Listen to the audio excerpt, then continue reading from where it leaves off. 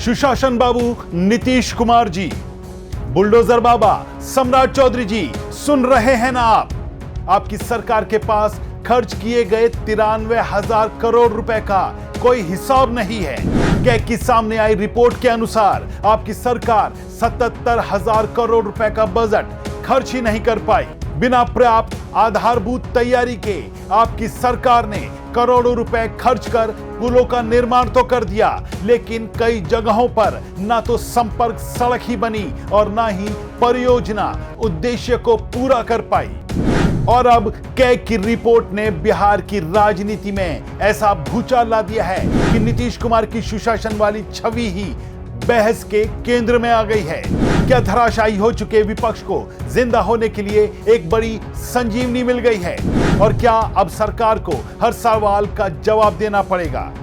यही है आज का मुद्दा जो अब बिहार में गर्म होता नजर आएगा।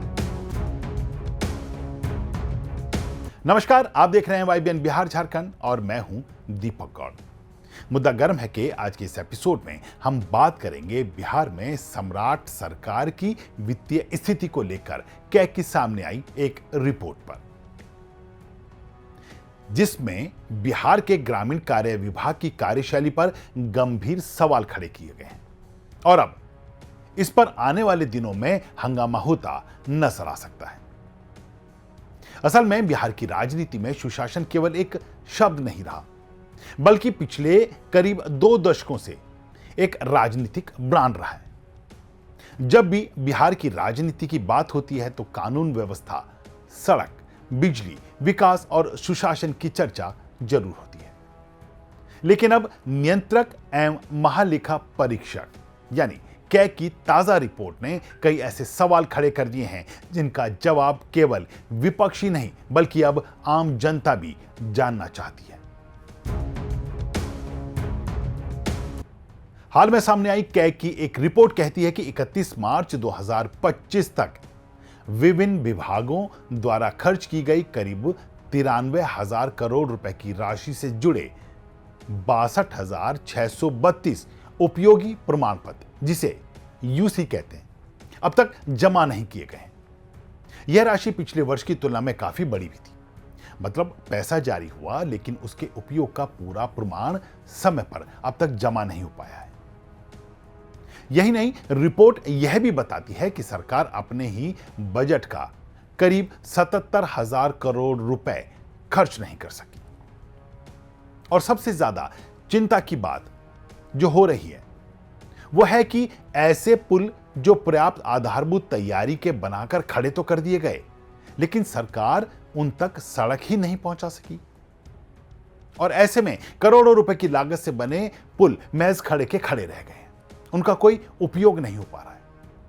अब सवाल सिर्फ एक पुल का या एक विभाग का नहीं है, सवाल पूरे सिस्टम की कार्यप्रणाली पर उठ रहे हैं।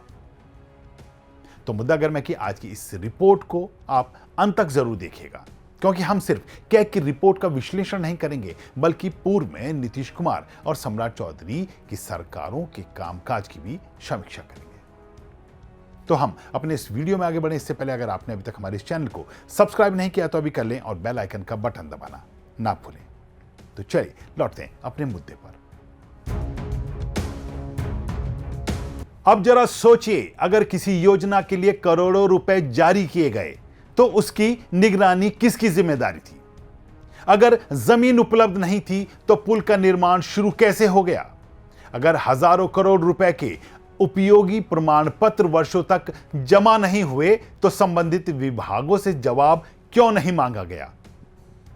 या मांगा गया तो समय पर कार्रवाई क्यों नहीं हुई?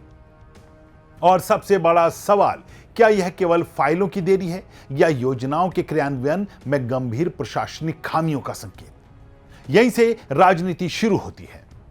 विपक्ष निश्चित तौर पर कहेगा, देखिए यही था नीतीश कुमार का सुशासन मॉडल, जो महज एक छलावा था।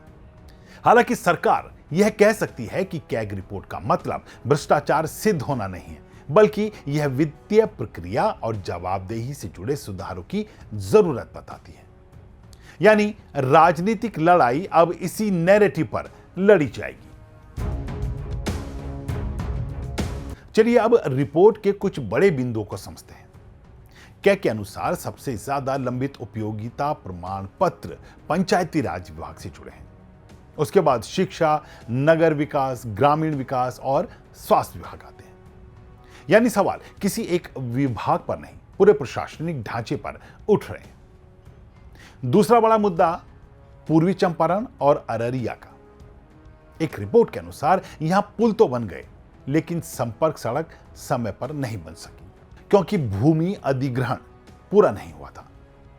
अब यहां सबसे बड़ा सवाल उठता है, जब जमीन ही उपलब्ध नहीं थी तो परियोजना की मंजूरी किस आधार पर दी गई?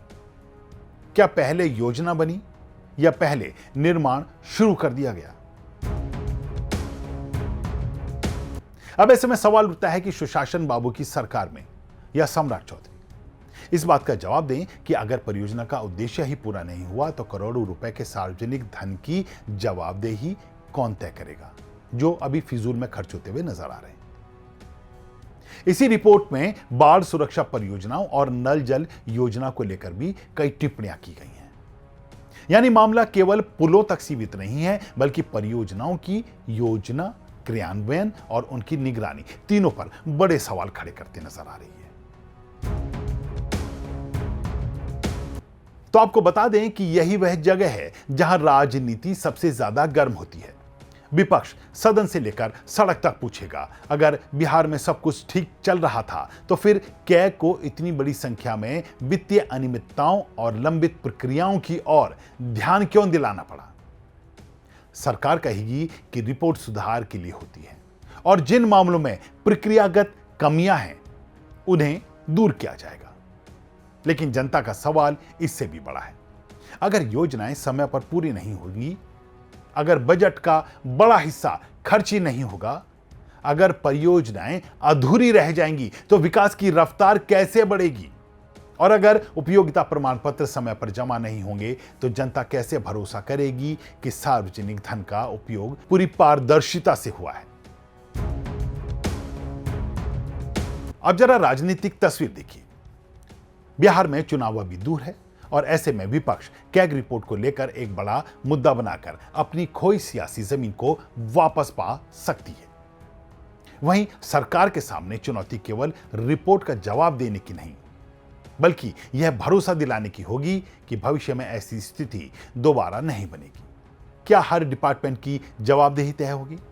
क्या लंबित उपयोगिता प्रमाण पत्रों का निपटारा होगा? क्या अधूरी परियोजनाएं पूरी होंगी? क्या बजट के बेहतर उपयोग के लिए नई व्यवस्था बनेगी? इन सवालों के जवाब आने वाले दिनों में बिहार की राजनीति की दिशा तय कर सकते हैं।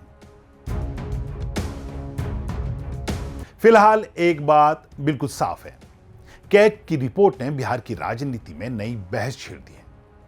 यह बहस केवल आंकड़ों की नहीं, बल्कि शासन, जवाबदेही और विकास मॉडल की है। अब देखना दिलचस्प होगा, क्या सरकार इन सवालों का विस्तृत जवाब देकर अपनी छवि मजबूत कर पाएगी या विपक्ष इस रिपोर्ट को आने वाले दिनों में सियासी मुद्दा बनाकर जनता के बीच नई बहस खड़ी करेगा? आपको क्या लगता है, क्या यह केवल प्रशासनिक लापरवाही का मामला है या शासन व्यवस्था में बड़े सुधार की जरूरत का एक बहुत बड़ा संकेत? अपनी राय कमेंट में लिखकर जरूर बताइएगा। मुद्दा गर्म के आज के इस एपिसोड में इतना ही। अगर आपको हमारी यह रिपोर्ट पसंद आई हो तो इसे लाइक करें, शेयर करें और चैनल को सब्सक्राइब करना ना भूलें। बहरहाल आज की इस रिपोर्ट में इतना ही, फिर मिलेंगे एक नए मुद्दे को लेकर। तब तक के लिए दीजिए इजाजत। नमस्कार।